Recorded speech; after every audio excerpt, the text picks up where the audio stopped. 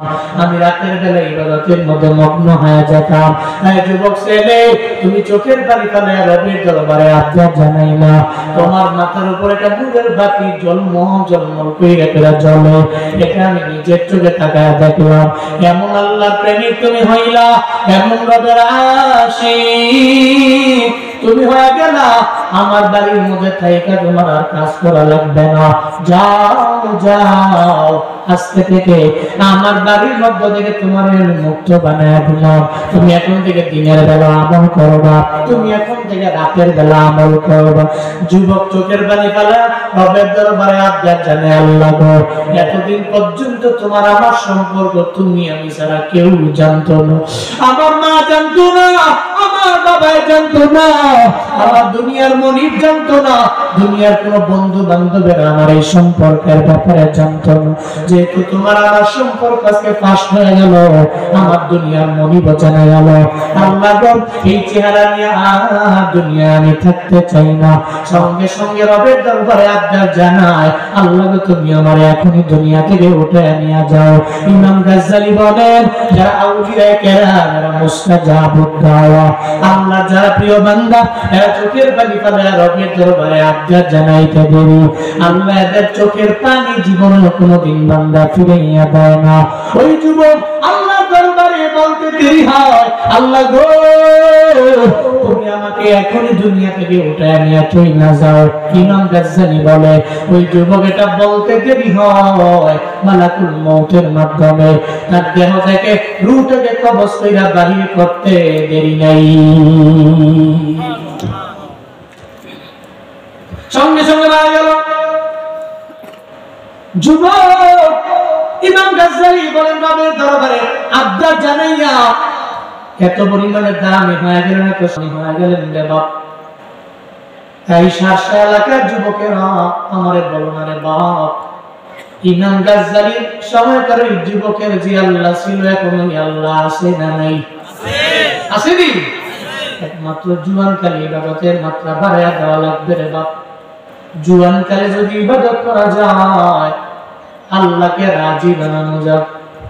কারণ জুয়ানকালে আল্লাহরে বান্দা যখন বান্দা যখন আল্লাহরে ডাক দেয়, সঙ্গে সঙ্গে আল্লাহ 70 বার বান্দাটাকে সাড়া দেয়। কি বলবি বল না, কি বলবি বল না, চিল্লা করা যাবে না আমার হাবা।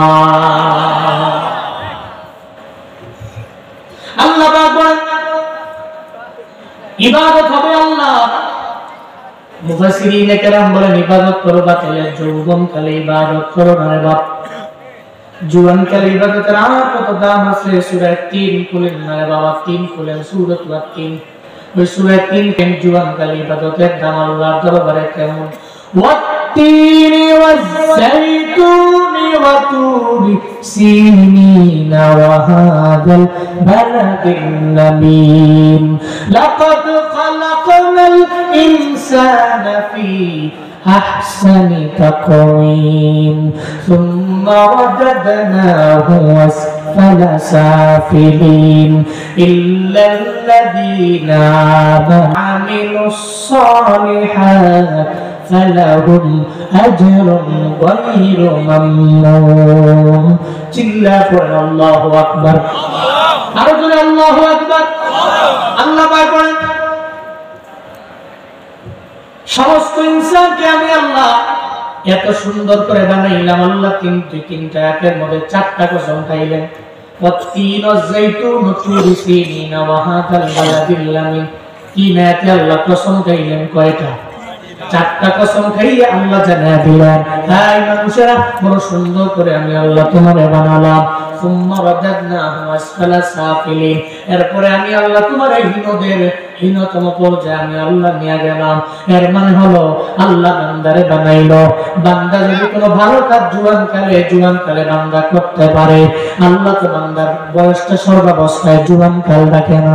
এই যে এখানে যারা মুরব্বী আছেন, আপনারা এক সময় যুবক ছিলেন কি ছিলেন না? এখন কি আপনারা মুরব্বী? এর মানে আমরা জুয়ান আছি, আমরা কি মৃত্যু পর্যন্ত জুয়ান থাকবো? বলেন, জুয়ান থাকবো? মুরব্বী হওয়া লাগবে কি লাগবে না?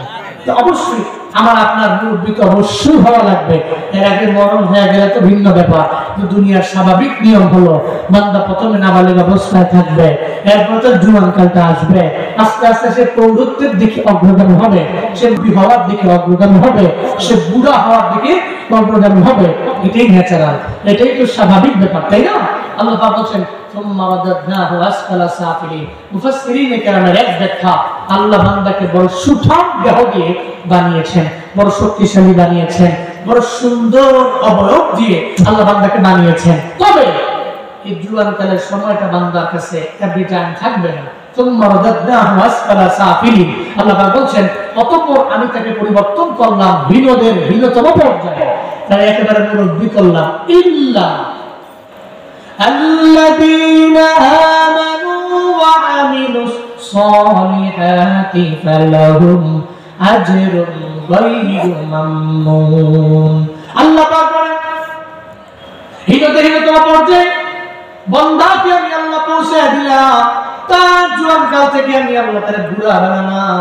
তবে বান্দারা তুমি শুনে যাও, তুমি বুড়া হবা ঠিকই, যদি তোমার জুয়ানকাল কালে ইল্লাল্লাযীনা আমানু ওয়া আমিলুস সলিহাত, তবে তুমি যদি জুয়ানকালে ঈমান এনে নেক আমলের লাইনে অগ্রগামী হয়ে যেতে পারো, ফালাহুম আজরুন গায়রু মামনুন, তাহলে তোমার জন্য আল্লাহর কাছে এমন প্রতিদান আছে যেই প্রতিদান নির্দিষ্ট কোনো প্রতিদান না, এটা গায়রে মামনুন।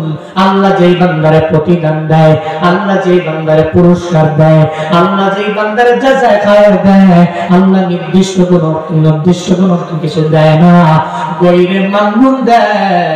আল্লাহ যারা রিজিক দেয় এর বেলা হিসাব দেয়, আল্লাহর কাছে হিসাব নাই, দুনিয়ার মানুষের দরবারে হিসাব আছে, আল্লাহর দরবারে হিসাব নাই।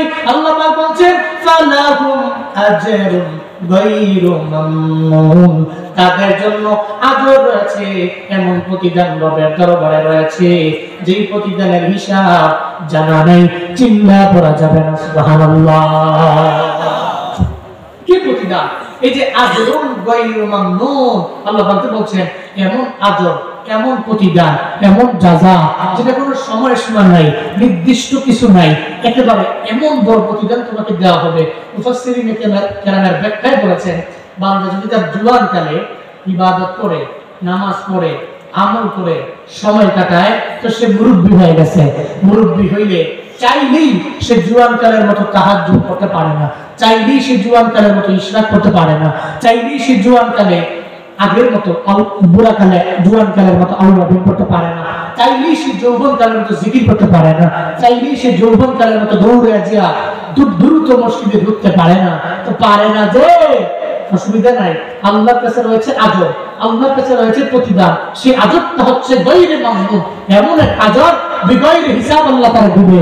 বাইহাকীর বর্ণনা নবীজি বলেন বুড়াকালে পারো নাই, তুমি শুয়ে রইছো, এরপর আল্লাহ পাক রব্বুল আলামিন জুয়ানকালের ইবাদতের বদৌলতে তোমার আমলনামায় ওই জুয়ানকালে ইবাদত করে যে সওয়াব আমলনামায় আল্লাহ পাক জড়ো করেছেন, ঠিক তদ্র বুড়া বয়স তুমি শুয়ে রইছো, ফজরে যাও নাই, যোহরে যাও নাই, আসরে যাও নাই, মাগরিবে যেতে পারো নাই, এশা পড়তে পারো নাই, রমজানের রোজা রাখতে পারলো না, তাহাজ্জুদ ইশরা গাওয়াবিন পড়তে পারলো না, মুরব্বি হওয়ার কারণে আল্লাহ তোমার আমলনামায় জুয়ানকালের ঠিক তদ্র সমপরিমাণ সওয়াব আল্লাহ পাক জড়ো করেন।